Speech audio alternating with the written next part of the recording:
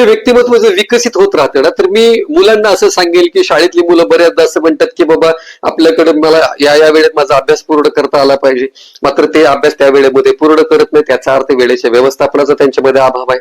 म्हणजे वेळेचं व्यवस्थापन, त्याचबरोबर तुमची निर्णय क्षमता, तुम्हाला ते निर्णय उत्तमपणे आणि वेळेत घेता आला पाहिजे. तिसरी महत्वाची गोष्ट, तुमच्याकडे वाचन कौशल्य चांगलं असलं पाहिजे. तुम्ही काय वाचता त्यासाठी वाचन कौशल्य खूप महत्वाचं आहे. चौथी गोष्ट म्हणजे संभाषण कौशल्य तुमच्याकडे असलं पाहिजे, त्याला तुम्हाला विकसित करता आलं पाहिजे. त्याचबरोबर तुमचा वर्तन व्यवहार जो आहे तो सुद्धा तुमच्या व्यक्तिमत्वाला विकसित करत असतो. किंवा आपण ज्या वेळेला घरात वर्तन करतो, आई आपल्याला एखादं काम सांगते, आईने काम सांगितल्यानंतर आपण तिच्याशी संभाषण करताना ज्या पद्धतीने उद्धट संभाषण करतो किंवा आपण घरात वर्तन करताना थोडंसं उद्धट वर्तन करतो बऱ्याचदा, तर हे तुमच्या व्यक्तिमत्वातला दोष आहे. तुमच्या व्यक्तिमत्व विकासाला ते हानिकारक आहे. त्यामुळे तुम्हाला या गोष्टीची खूप काळजी करायची. आणि मी विद्यार्थी, शाळेतले मुलं, या सगळ्याला मी असं सांगेन की साने गुरुजीला घडवताना यशोदा साने यांनी जे काम केलं का नाही, ते घरात प्रत्येक आई मुलासाठी करत असते, हे मुलांनी लक्षात ठेवलं पाहिजे. कारण आई आणि बाबा मुलांना जे सांगत असतात ना, ते व्यक्तिमत्व विकासाचाच भाग असतो. म्हणजे आई म्हणते किंवा बाबा म्हणतात की बाबा तू लवकर उठलं पाहिजे. लवकर उठणं हे व्यक्तिमत्व विकसित करण्यातलं एक पार्ट आहे, एक पैलू आहे, अतिशय महत्वाचा आहे.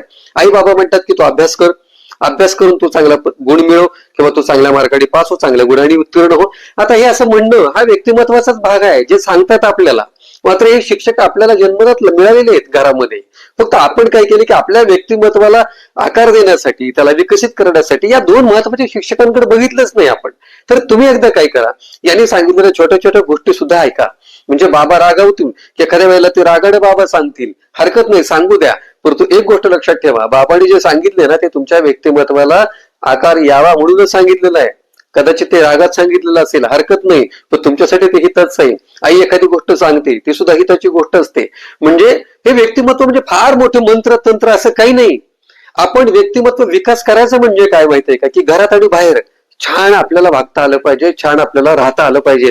आपण बाहेरून किती छान दिसतोय, किती छान छान कपडे घातलेत, याला व्यक्तिमत्व उत्तम म्हणतात नाही. आपण अंतर्मनामध्ये किती चांगले आहोत याला उत्तम व्यक्तिमत्व म्हणतात. आपण छान कपडे किती बाहेर छान घातलेत आपण, ते व्यक्तिमत्व विकास त्याला नाही म्हणत. तुमच्या आतमध्ये जे आहे ना, आतमध्ये तुम्ही किती चांगले आहात, तुमच्या अंतर्मनामधला जो आत्मविश्वास आहे, तुमच्या अंतर्मनामध्ये जो चांगल्या भावना आहे, तुमच्या अंतर्मनामध्ये जी चांगली मदतीची वृत्ती आहे, या सगळ्या गोष्टी व्यक्तिमत्वाचा भाग असते. आणि मी असं सांगेन की छोट्या छोट्या गोष्टीत, म्हणजे तुम्ही वाचन करताय आणि चांगलं वाचन करताय, तुम्ही शुभंकरोती म्हणताय, हे सुद्धा व्यक्तिमत्व विकासाचा भाग असतो. किंवा तुम्ही झाडं लावताय, हा व्यक्तिमत्व विकासाचाच भाग असतो. काहीही काम करा, तुम्ही तुमचं अंगण जरी झाडलं ना तरी सुद्धा तो व्यक्तिमत्व विकासाचीच प्रक्रियेचा भाग आहे, लक्षात ठेवा.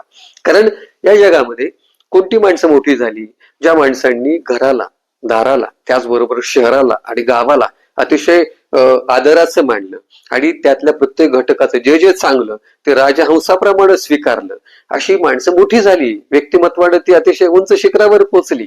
आणि म्हणून निर्णय क्षमता तो भाग असेलच आहे, तो करायचाच आपल्याला. वेळेच्या व्यवस्थापनाचा भाग आहे, तुमचा दृष्टिकोनाचा भाग आहे, वर्तन व्यवहाराचा भाग आहे. म्हणजे या सगळ्या गोष्टी व्यक्तिमत्वाला अशा चोहोबाजूंनी घडवत असतात.